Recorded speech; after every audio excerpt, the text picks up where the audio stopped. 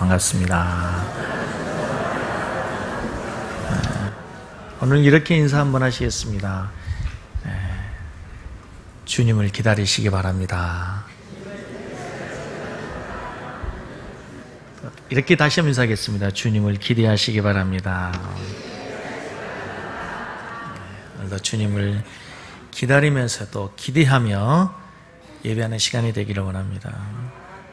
오늘도 주님은 종말에 대해서 계속해서 우리에게 말씀하고 계십니다. 마태복음 24장과 25장은 종말에 대한 예언의 말씀입니다. 특별히 그래서 이 마태복음 25장보다도 24장은 잘못된 종말론을 얘기하는 사람들, 특별히 이단들은 이 본문을 우리들이 해석하는 것과 상당히 다르게 해석하고 많은 것들을 자기들 나름대로 상징으로 자의적인 해석을 하는 경우가 참 많습니다. 그래서 마태복음 24장을 우리들이 해석할 때는 더더욱 하나님의 도우심이 필요하고 성령의 조명하심이 우리에게 필요한 줄로 믿습니다. 성경에서 말할 때 종말은 크게 이 두 가지로 우리들이 생각을 해야 됩니다. 성경에서 말할 때 이 종말이라고 얘기할 때 말세라고 하는 얘기와 그 날이라는 단어가 있습니다. 선지서에서는 여호와의 날이라고 되어 있어요. 그리고 빌립보서 1장 말씀에서는 그리스도 예수의 날까지 너희들을 지키실 것이다. 그래서 그리스도 예수의 날이라고 하는 단어가 있어요. 그 그리스도 예수의 날 또는 여호와의 날은 종말 가운데서도 마지막 예수님이 재림하시는 그 오메가 포인트. 오메가 포인트는 뭐냐면 헬라어 알파부터 시작해서 알파, 베타, 감마 쭉 가서 마지막에 오메가가 알파벳의 마지막이에요. 그래서 예수님이 재림하시는 마지막 끝 지점, 우리로 얘기하면 말세지말, 그리고 예수님이 재림하는 그 순간 그 날을 우리는 여호와의 날이다 또는 그리스도 예수의 날이라 이렇게 얘기를 하는 거예요. 그러나 지금 이 마태복음 24장에서 말씀하고 있는 그 말세, 종말이라고 하는 단어는 기간을 얘기해, 기간, 터움을 얘기한단 말이에요. 그래서 성경에서 우리들이 얘기하는 게 종말의 때라고 얘기하는 것은 예수님의 초림에서 재림의 때까지의 기간을 우리들이 종말이라 얘기한다 시작하면 기억하시면 되겠습니다. 그래서 이 종말을 얘기할 때 아주 중요한 그 두 가지 단어가 있어요. 한번 따라서 하겠습니다. 이미, 아직. 종말을 얘기할 때 성경에서 말하는 종말은 이미 이루어졌고 그러나 아직 이루어지지 않는 already not yet 그래요. 이미 예수 그리스도께서 이 땅에 오셔서 회개하라 천국이 가까웠느니라, 이미 너희 속에 하나님의 나라가 이루어졌느니라, 그 예수님이 이 땅에 임하심으로 인해서 이제 이미 종말의 때가 시작됐고 하나님의 나라가 시작됐어요. 그러나 아직 그것은 완성되지 않았어요. 우리는 구원받았잖아. 우리의 구원이 아직 완성되지 않았죠. 예수님이 이 땅에 오셨지만 그러나 또 아직 오지 않아서 그 날을 우리는 기다리며 사는 거예요. 그래서 우리 그리스도인들의 삶이란 뭐냐면 이미 구원받았지만 완전히 이루어질 그 구원을 기대하며 기다리며 사는 것이 이 땅에 살아가는 성도들의 삶이라는 사실을 기억하시기 바랍니다. 이미 구원받았지만 아직 예수님이 재림하지 않아서 다시 오실 주님을 기다리며 고대하며 살아가는 것이 이 땅에 사는 우리 그리스도인들의 삶이라고 하는 거예요. 그래서 여러분, 우리가 누군가를 기다리고 있는 것은 큰 행복입니다. 누군가를 기다리고 있다고 하는 것은 뭐예요? 아직 희망이 있다는 거예요. 기다리고 있다고 하는 것은 아직 그 사람의 삶에 그에게 소망이 있다고 하는 증거인 줄로 믿습니다. 그래서 우리가 어떠한 고난, 어떠한 역경, 환난을 당해도 주님을 기다리고 있다고 하는 것은 아직 우리에게 희망이 있다는 것이요, 소망이 있다는 사실을 믿으시기 바랍니다. 누군가를 기다리는 것이 행복이라고 하는 것이요, 그 말씀을 준비하는데 저기 확 와닿는 말씀이 있더라고요. 그 5년 6개월 동안 딸들을 기다렸어요. 그래서 이제 맨날 오기를 기다리다가 드디어 이제 비행기 티켓팅을 했습니다. 그리고 한 달 남았어요. 20일 남았어요. 열흘 남았어요. 그 다음부터는 이제 손꼽아 기다리더라고요. 아, 일주일 남았다. 5일 남았다. 4일, 3일. 아이고, 오늘 온다. 이제 점심 먹으면 온다. 이 기다리는 것이 희망이다, 기쁨이다, 소망이라는 것을 깨닫는 시간이 되었어요. 이게 뭐와 같냐면요, 우리 어린 시절에 소풍 가는 날 기다려 보셨어요? 요즘 요즘 세대는 그 소풍 가는 날을 기다리지 않아요. 예. 그래도 50대, 이제 60대 되시는 우리 집사님들, 권사님들은 그날을 얼마나 기다렸는지, 그죠? 근데 운동회의 하는 날, 소풍하는 날, 하필 뭐가 와요? 왜 비가 오는지 모르겠어요. 비가 온단 말이에요, 비가 와. 그때 그 소풍을 가야 사이다 하나 먹고 콜라 하나 먹을 수 있는데, 그죠? 사이다, 환타를 아무 때나 먹는 게 아니에요. 예? 요즘에 아이들은 그냥 아무 때나 먹지만 우리는 그게 아니라 소풍 가야 한 병 먹을 수 있고, 한 병을 먹습니까? 또 누나하고 나눠 먹어야 되고, 동생하고 나눠 먹어야 되고 하는, 그걸 기다리며 사는 게 우리 성도들의 삶이라는 거예요. 뭘 기다려요? 주님을 만날 날을 기다리고 소망하며 사는 우리 성도들이 되어야 될 줄로 믿습니다. 그런데요, 오늘날 그리스도인들이 그날을 기다리지 않아요. 왜 기다리지 않느냐면요, 크게 극단적으로 두 가지가 있어요. 첫째는 너무 힘들어, 사는 게 바쁘고 언제 주님 생각할 겨를이 없어요. 바빠서, 힘들어서, 미처 주님을 생각할 겨를이 없어 주님을 기다리지 못한 사람이 있어요. 두 번째는요, 세상이 너무 좋아. 뒤에 나오겠지만 시집가고 장가고 먹고 마시고 즐기느라고 굳이 천국을 기다리지 않아도 여기가 좋사오니, 지금이 천국이야. 부족한 게 없고 풍성하고 살만해. 그래서 주님을 잊어버리고 살아가는 성도들이 있다는 거예요. 그러나 우리 주님을 기다리며 소망하며 살아가는 우리 성도들의 삶이 날마다 새로워지기를 주의 이름으로 간절히 축복합니다.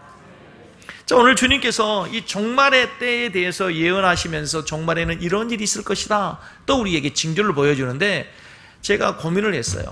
오늘 이 본문을 가지고 그래, 종말의 때에 무슨 일이 있을 것이다, 이제 15절, 16, 17, 18, 19, 20절까지 계속해서 어떠한 징조들을 보여주는데, 이 징조들을 우리들이 하나씩 가지고 살필 건가 아니면 전체적인 걸 할까 생각하다가, 그래도 이 본문의 의미가 무엇인지를 우리 성도들에게 좀 같이 나누고 좀 말씀을 깊이 연구했는데, 혹시라도 또 이렇게 신학교 강의처럼 졸리지 않기를 바랍니다.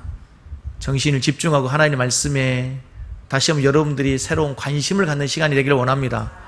할렐루야. 핸드폰 좀 제발 넣으시고. 자, 종말의 때에 대해서 말씀하시면서 15절에 그러므로 너희가 선지자 다니엘이 말한 바 같이 읽습니다. 멸망에 가증한 것이 거룩한 곳에 선 것을 보거든 읽는 자는 깨달을지. 그때 유대에 있는 자들은 산으로 도망하지 말지어다. 멸망에 가증한, 다니엘 선지자가 예언했던 멸망에 가증한 것이 거룩한 곳에 선 때, 그때가 오면 그건 아주 임박한 종말이 온 것이다. 근데 이 구절이요, 많은 주석들을 또 많은 책들을 참고하면서 상당히 난해 구절이에요. 도대체 이 멸망에 가증한 것이 거룩한 곳에 선 때가 언제냐?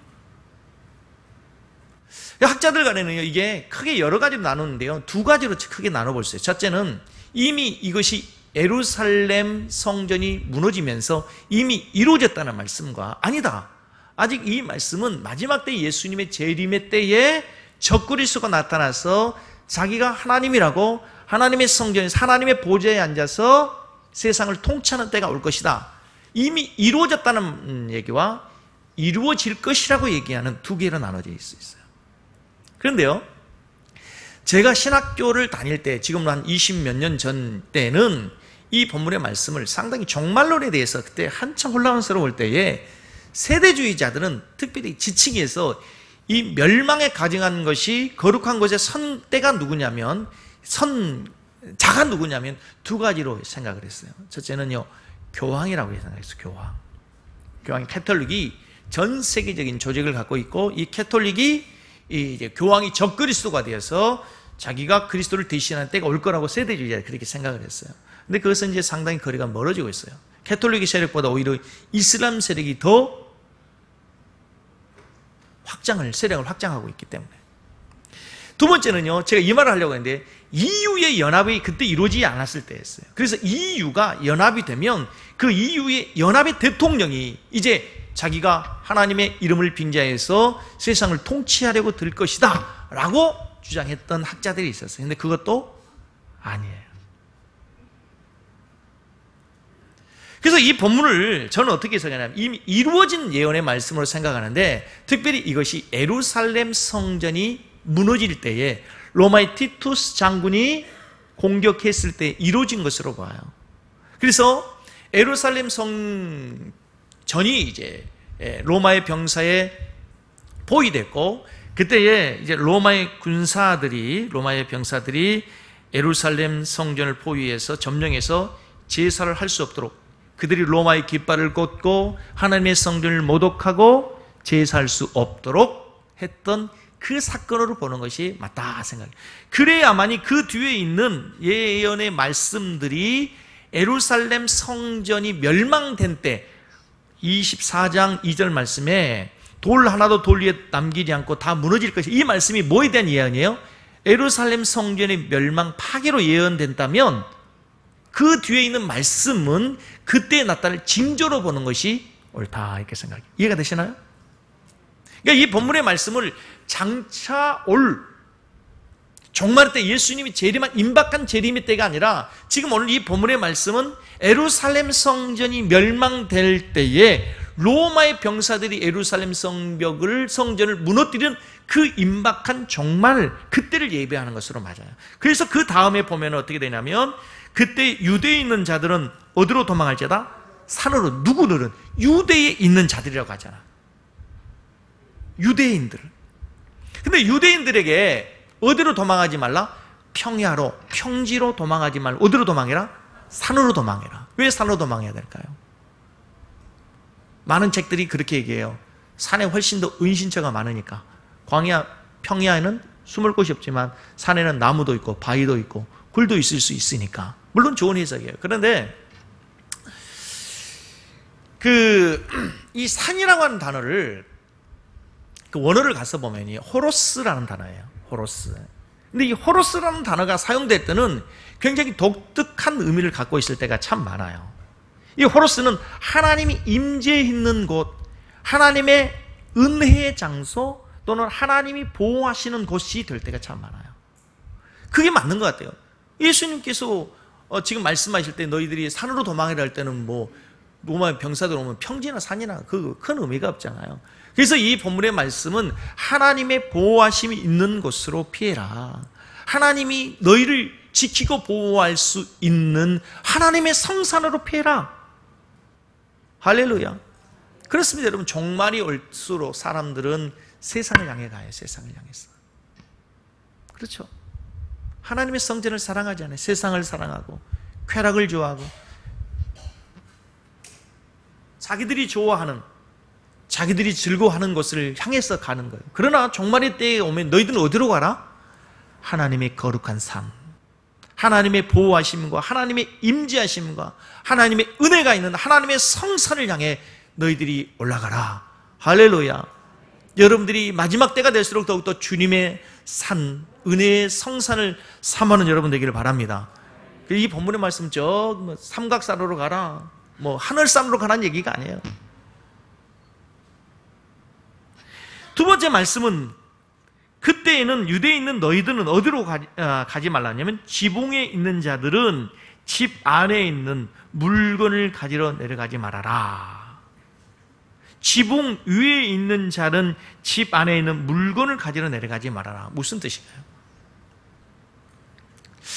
지붕 위에 있는 사람들은 집 안에 있는 물건을 가지러 가지 말아라. 우리는 지붕이 언제 올라가죠? 언제 올라가요? 지붕을 고칠 때 외에는 올라갈 일이 없죠. 근데 이 유대인들은 여러분 보세요. 우리의 생활 구조, 가옥 구조와 유대인들은 많이 다른 것 같아요. 성경을 보면요.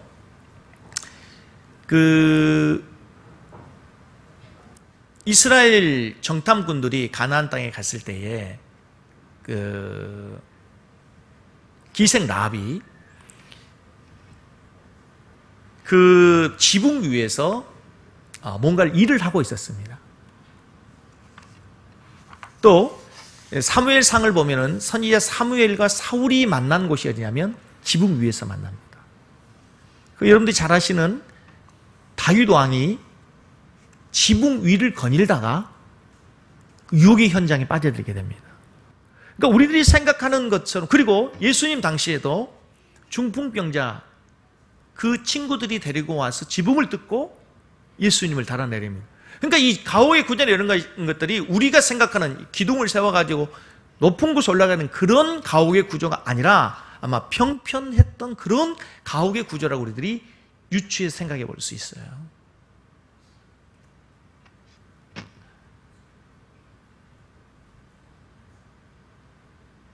지붕 위에 있는 사람은 뭐 하지 말라고요? 물건을 가지려고. 그 임박한 진로가 하면 지붕 위에 있는 사람은 집 안에 있는 물건을 가지러 가지 말아라. 근데 왜 집 안에 들어가지 말아라 그럴까요? 고대에 이 전쟁들을 보면요, 가장 먼저 어떤 한 나라를, 한 지역을 점령하면, 한 국가를 공격하면 가장 먼저 점령하려고 하는 곳이 어딜까요? 왕궁이죠, 왕궁.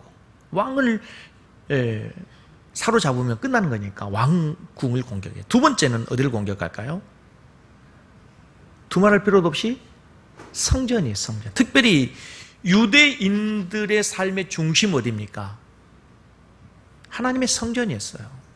생각해 보십시오. 어떤 한 나라가 한 나라를 공격해 갈 때, 다른 나라를 공격할 때 그냥 공격한 것이 아니라 그들의 삶의 중심이 뭐고 핵심이 뭔지, 그들이 가장 중히 여기는 것이 뭔지 분명히 그들은 연구할 거예요. 그래서 가장 먼저 공격한 것이 어디냐면 성전이었어요. 특별히 고대의 전쟁은 군사력과 군사력, 군대와 군대의 싸움이 아니라 자기들이 믿는 신의 이름을 가지고 싸우는 거예요. 그래서 오늘 15절 말씀에 하나님의 거룩한 곳에 가증한 것이 선다. 이 말은 하나님의 성전을 공격할 거라는 거예요. 가장 먼저. 그래서 이 15절 말씀에 다시 가서 보면은요, 이 시대도 마찬가지예요. 이 시대도 마찬가지예요. 사단이 가장 먼저 공격하는 공격의 대상이 어디냐면요, 하나님의 교회예요. 하나님의 교회. 하나님의 교회가 무너지면 하나님의 나라는 무너지게 되어 있어요. 특별히 하나님의 교회 가운데서도요, 여러분, 사단의 전략이 수정됐어요. 교회를 무너뜨리기 위해서 건물을 무너뜨릴 필요 없어요. 교회를 무너뜨리기 위해서 돌을 던질 필요 없다니까 늘 말씀드리지만, 교회가 무너진 것은요, 분열하면 스스로 무너져요. 분열하면. 근데 그 분열을 하는 데 있어서요, 사단은 영물이기 때문에 너무 잘 알아요. 뭐 하면 분열할까요? 중직들이 분열하면 교회는 분열하게 되어 있어요. 그 중에서도 목사가 무너지면 교회는 여지없이 무너지게 된 줄로 믿습니다. 그래서 여러분, 예수님께서 교회에 대해서 말씀하시면서 음부의 권세가 이기지 못할 것이다. 늘 말씀드리지만 교회는 뭐가 있을 거다? 음부의 권세의 공격이 있을 것이다. 그 음부의 권세의 공격 가운데 첫 번째 대상이 누굴까요?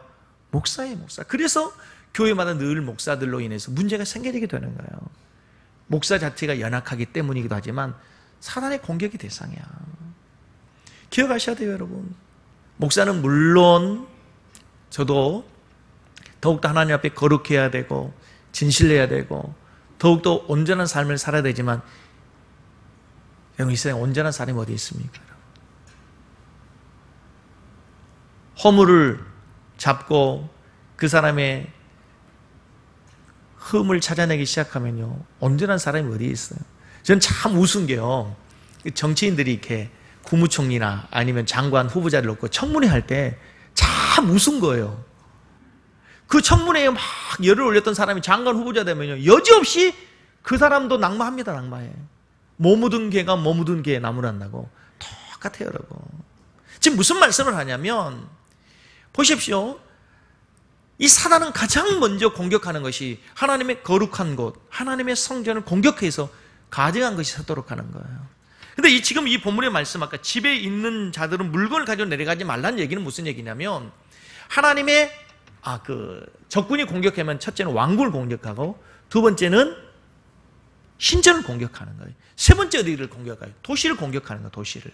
도시를 공격해서 그 도시의 성벽을 무너뜨려 버려요. 성벽. 그리고 사는 집들을 공격하겠죠. 집들을 공격하는데 집에 들어갈 여유가 없다는 거예요. 그 말씀과 바로 연결되는 말씀이 어디냐면요, 19절 말씀이에요. 그날에는 아이벤 자들과 젖먹이는 자들에게 뭐가 있을 것이다? 화가 있을 것이다. 누구에게 화가 있을 것이다? 아이벤 임신한 여자와 젖먹이는 여자. 지금 저 유아실에 젖먹이는 우리 엄마들은 화가 있을 거예요. 이 본문이 이렇게 해석이 되면 참 어렵죠.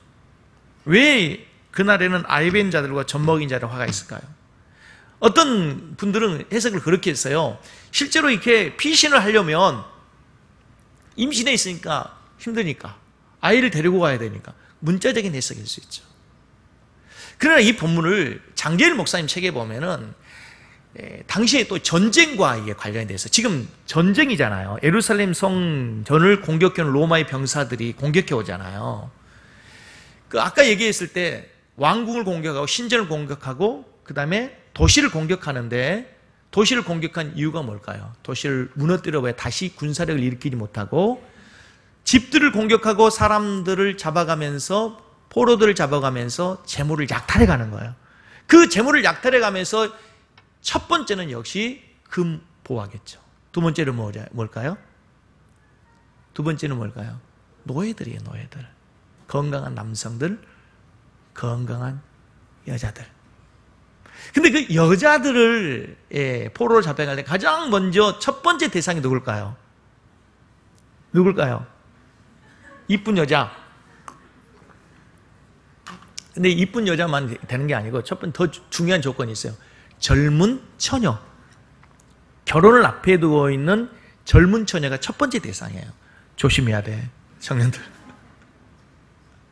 두 번째는요, 결혼을 앞에 둔 처녀보다 여린 청소년에 이제 곧 결혼할 수 있는 여성들을 데리고 가겠죠. 세 번째는 결혼했으나 아직 아이가 없는 여자들. 네 번째는 재밌는 게 뭐냐면요, 결혼했으나 아이를 낳을 수 없지만, 맷돌을 돌릴 수 있는 여자. 누구예요? 여기 지금 보이는 몇 사람들? 이 노예로 하기에 힘이 있고 아직 건강한 여자들. 맨 마지막에 이제 잡혀간 여자들은 누굴까요? 임신한 여자들. 데려가서 쓸데 있어요, 없어요? 별 쓸모가 없어요. 아이를 지금 젖먹이고 있는 여자들은 데리고 갈 필요가 없어요. 어떻게 할까요? 죽이는 거예요. 그래서 그때가 되지 않도록 뭐해라? 기도해라. 이 얘기는 이따 하고, 그 다음에 밭에 있는 자는 18절 읽겠습니다. 밭에 있는 자는 겉옷을 가지러 뒤로 돌이키지 말지어다. 어디에 있는 사람들? 밭에 있는 사람들. 뭘 가지러 가지 말라고?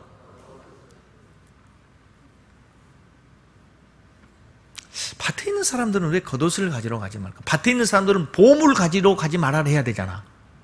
그렇잖아요? 겉옷이 밍크코트였다 하면, 아주 소중한 거였다 하면 보물을 가지러 가지 말라 해야 되잖아요. 근데 왜 겉옷을 가지러 가지 말라 했을까? 이 옷이 우리들이 생각하는, 지금 이 시대에 우리가 뭐 검정색 양복, 곤색 양복, 하얀색 양복, 이런 양복이 개념이 아니잖아요. 그대로 가면요, 옷은 굉장히 중요한 재산 목록 중에 하나예요. 근데 단순히 유대인들에게 있어서 겉옷은 그런 의미가 아니에요. 그 유대인들의 그 겉옷에는 얼마 전에 보여드렸죠. 옷단술이라 가지고 옷 맨 끝에 옷술이 이렇게 달려 있죠. 근데 그 옷을 그들은 굉장히 중요하게 여겼어요. 근데 그들은 그 옷을 반드시 입어야만 하는 때가 있고 벗을 수 있는 때가 있는데, 벗을 수 있는 데는 잠자기 전, 그리고 밭에 가서 일할 때는 그 옷이 소중하기 때문에 벗고 가야 된단 말이죠. 근데 밭에 갈 때는 그 겉옷을 벗어놓고 갔어야 돼. 근데 그 옷은 언제 반드시 입어야 되냐면, 아침에 일어나서 쉐마를 낭독할 때, 율법을 낭독할 때는 그냥 속옷바람으로 할 수 없어요. 그 옷을 입어야 돼요. 저녁에 잠을 자기 전에 어떻게 해야 돼요? 속옷바람으로 평상복으로 할 수 없어요. 반드시 뭘 해야 돼요? 그 겉옷을 입어야 된단 말이에요. 율법을 낭독할 때. 그래서 밭에 가서 그들이 이제 겉옷을, 옷단술이 달려있는 겉옷을 벗어놓고 갔는데, 임박한 진노가 임하여서 그걸 가지러 가면 때는 늦으니 그걸 가지러 가지 마라. 그만큼 뭐라는 거예요? 임박한 진노가 임할 것이라는 거예요. 해결이 됐죠? 너희가 도망하는 일이 겨울이나 안식일이 되지 않도록이라. 겨울이 되면 춥고 여러 가지로 불편하니까, 그리고 그때 그 시기에 그 이스라엘은 우기일 수도 있으니까 중요한 건 안식일이 되지 않도록 해라. 왜 안식일이 되지 않도록 할까요? 유대인들은 많은 그 안식일을 지키는 규례들을, 세칙들을 해놨잖아요. 세칙들을. 그 가운데 하나가 뭐냐면, 몇리 이상은 안식일에 갈 수 있고 몇리 이하는 갈 수 있고 몇리 이상은 갈 수가 없어. 우리로 얘기하면 함대역까지는 갈 수 있는데 상록수를 지나갈 수는 없는 거예요. 그날이 되지 않도록 해라 하는 거예요. 자, 그런데 이제 이게 중요한 게, 이런 하나 세세히 하는 게 중요한 게 아니라 16절부터 21절 말씀까지 결론이 있어요. 결론이 20절 말씀까지. 20절 다시 있습니다. 너희가 도망한 일이 겨울이나 안식일이 되지 않도록 뭐해라? 이런 임박한 종말이 너희 때에 오지 않도록 뭐해라? 기도해라. 종말을 맞이하는 성도들에게 주는 교훈, 기도로 깨어있어 준비해라. 지난주에는 뭐 했어요? 믿음에 서서 마지막까지 믿음을 짓게 하나님의 말씀에 굳게 서 있어라. 오늘은 깨어서 기도해라. 결론이 너무 쉽습니까? 목사님, 또 결론을 그렇게밖에 내릴 수가 없습니까? 또 그 얘기십니까? 이게 가장 중요한 주님의 재림을 준비하는 성도들의 자세란 사실을 믿으시기 바랍니다. 할렐루야, 할렐루야. 전우자로 한번 기도하시겠습니다. 전우자로 한번 인사하겠습니다. 기도로 준비하시기 바랍니다. 준비해야 돼요. 기도로 준비해야 돼요. 깨어있는 성도가 되어야 돼요. 깨어있다고 하는 건 뭐예요, 여러분? 잠자지 않고 불침범 쓰고 무기 들고 밤새도록 보초 쓰는 거, 그게 깨어있는 건가요? 아니에요. 성경에서 깨어있는 거는 뭐예요? 기도하는 거예요. 기도하는 거. 특별히 여러분, 정말 이 시대는 우리 그리스도인들이 기도해야만 되는 때인 줄로 믿습니다. 개인적으로도 여러분 기도할 제목 많잖아요. 우리 교회적으로 기도할 제목 얼마나 많은지 몰라요. 또 국가 민족적으로도 얼마나 기도할 제목이 많습니까?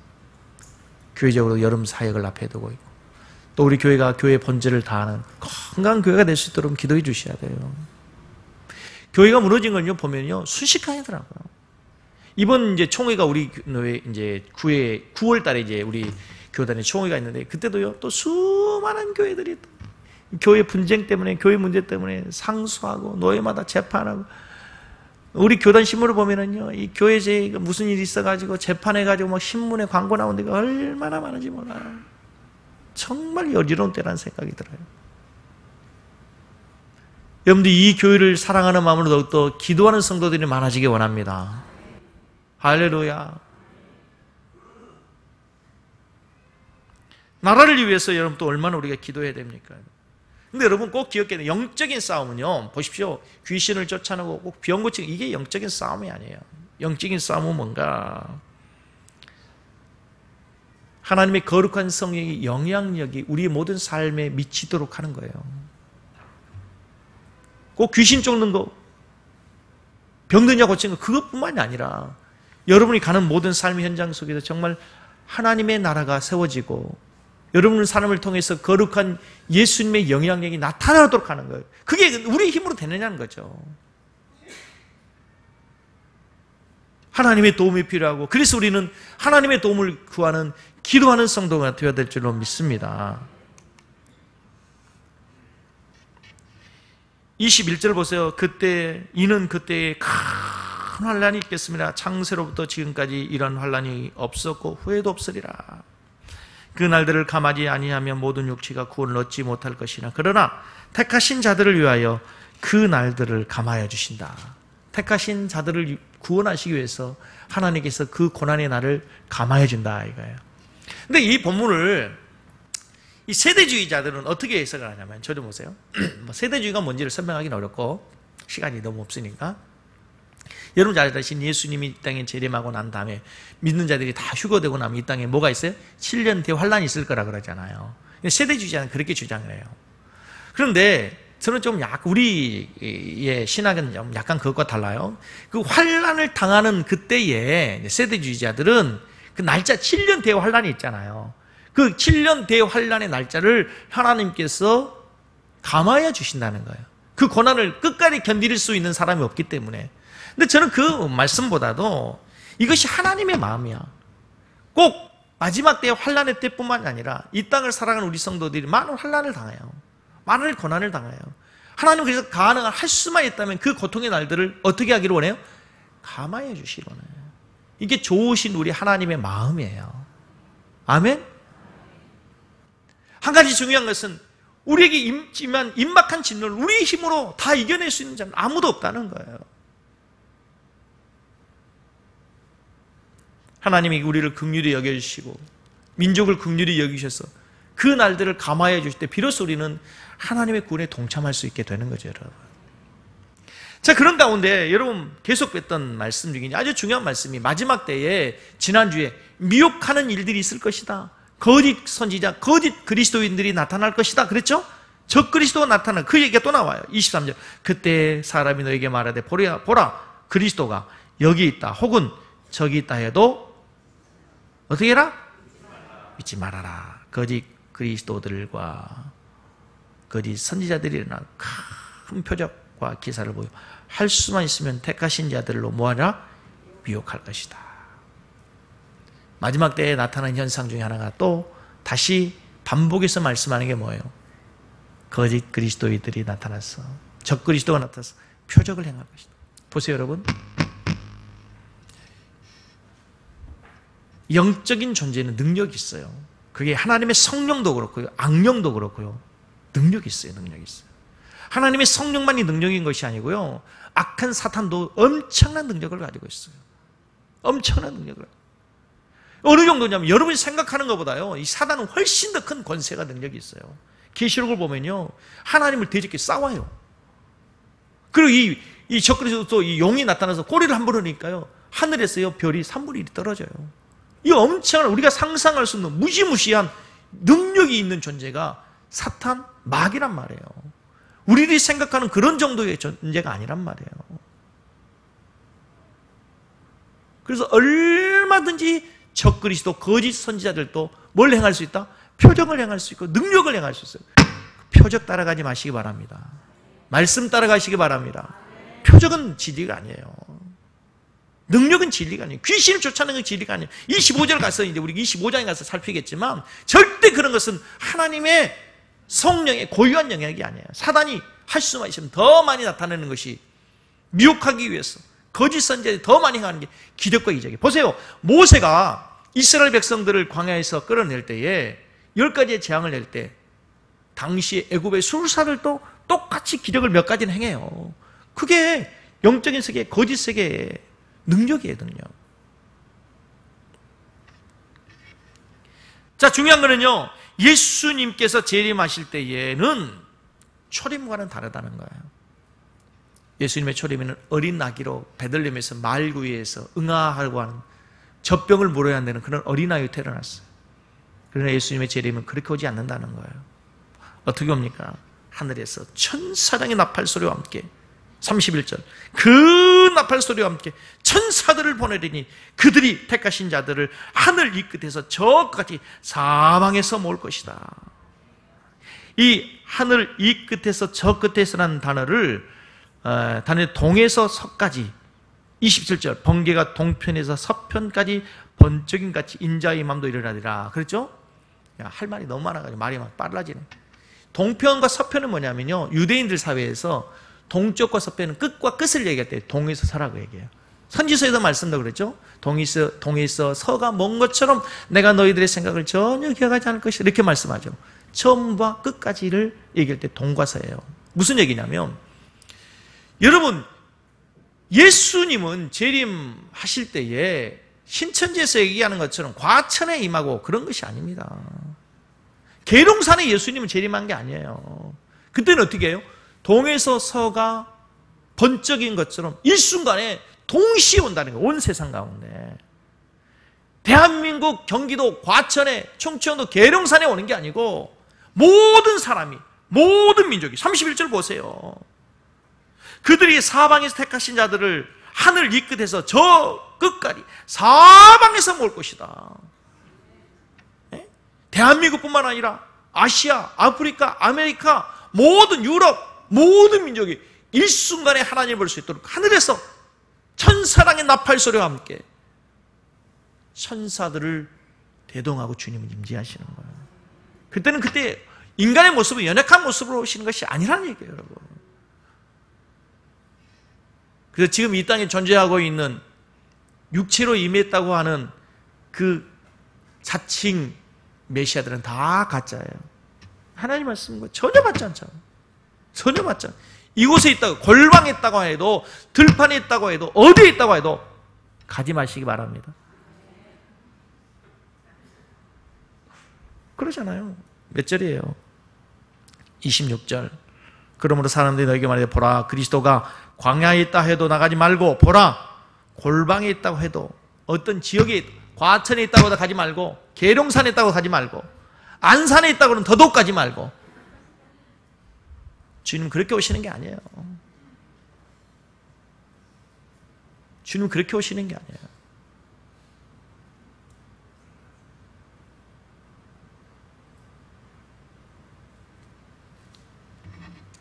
이제 말씀의 결론을 맺어야 될 때가 왔습니다. 우리 그리스도인들의 가장 커다란 기쁨과 행복은 주님의 날을 기다리는 겁니다. 주님 오실 때를 소망하며 사는 것입니다. 여러분, 너무 세상에 마음 빼앗기지 마십시오. 너무 고통스럽고 너무 힘들고 어려운 일을 말하고 절망하지 마십시오. 주님이 재림하시고 주님이 오시고, 아니 우리가 주님 앞에 가면 그 모든 고통과 모든 어려움은 다 사라지게 될 것입니다. 더 이상의 눈물과 아픔도 없다는 사실을 믿으시기 바랍니다. 그래서 우리가 주님의 날을 기다리는 거예요. 하나님의 나팔소리와 함께 천사들을 대동하고 주님 오시면 모든 성도들이 기쁨으로 그 주님을 맞이할 수 있는 준비하는 삶이 이번 한 주간도 계속되기를 주의 이름으로 간절히 축복합니다. 기도하겠습니다. 하나님,